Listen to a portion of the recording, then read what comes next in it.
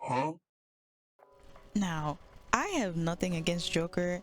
I actually really love Persona 5, but Sega is so wrong for giving him a whole 24-hour festival on Miku's birthday. I'm side-eyeing them heavy. It should have been her. I don't care. I don't care. At the very least, they both should have had events that day.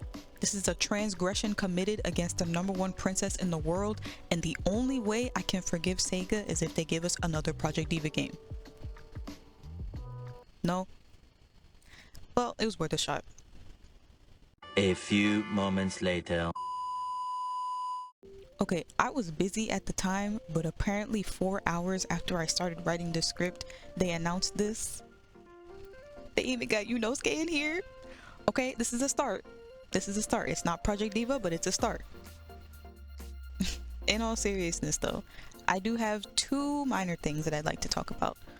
Hi, hey, hello. To the world, I'm Aurora, but my friends call me Muse. Whichever you decide to call me, I leave it up to you to choose. And this first thing I would like to discuss is this. Destructoid interviewed the head of the Sonic team, Takashi Iizuka, and one of the questions involved why some of the DLC characters don't have voices in-game. Iizuka answered that when asking external companies to use their characters and properties, the scope and difficulty of approval would increase. Though there are a few things that confuse me. In the earlier part of his response, he mentions that it will mean a lot of interactions between them and Sega characters. And yeah, that's fair. It definitely would be a lot. However, I'm a little confused on why this was the first scenario proposed. Do they need to have interactions? Like, why can't they just have voiced reactions to the stuff going on in the races? I understand his point though. It adds another layer of demands for these companies to potentially say no.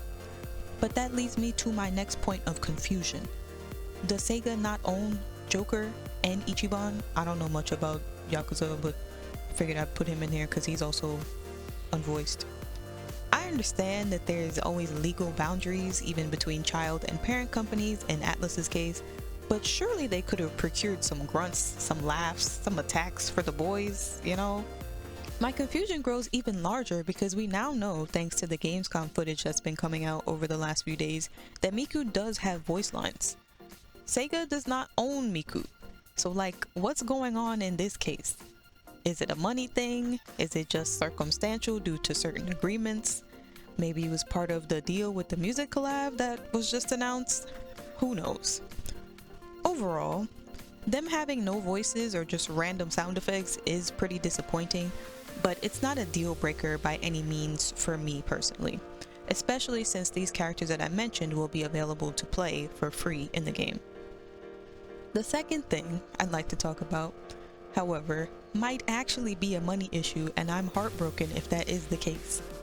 So, Water Palace is featured as a track in CrossWorlds, and it's been some years, so I did not realize that this was a reference back to Sonic Rush. Maybe I would have realized if the track had a rendition of its original theme song, back to back. I've seen many people mention that the reason why this is probably the case is because Sega allegedly lost the rights to the Sonic Rush soundtrack. Others believed it might have been due to the samples used throughout the songs on the soundtrack. I couldn't find a source directly confirming either one of these points, but I'm not sure if this is entirely the truth.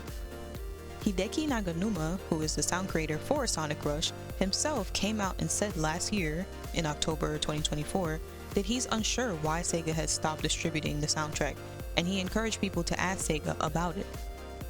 He also shared that Back to Back, albeit a version used in Sonic Generations, is still available on music streaming platforms. The same song that is Water Palace's theme in the original Sonic Rush.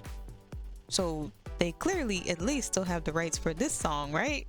And they could have used it in some form or shape in CrossWorlds? No? I don't know. This situation is very confusing. Like, look, I'm not gonna pretend like I'm a huge Sonic fan. I've always been a very casual one. However, Sonic Rush is one of the few Sonic games that I have played, so it's sad to me to see the state of its legacy over the years. Blaze is such a cool character, and the rivals to friends arc that she has with Sonic is very endearing. I wish she received a little more love from Sega, but I'm going off on a tangent. Maybe one day I'll yap about how important this game is to me. By the time this is uploaded, hopefully, the open network test will probably have started by now. So I hope everyone is having a blast and enjoying themselves on the tracks. I will definitely be excited to return back to the game with my friends since getting the opportunity to participate in the closed network test on PS5 back in February. If you're somehow unaware, and this is not sponsored by any means, but you can play the game for free right now for the open network test this weekend on most platforms: PS5, Xbox X and S, Nintendo Switch, and Steam. Neither of these problems will turn me away from getting the game, but I still wanted to talk about them nonetheless. As I said before, I'm looking forward to the open network tests.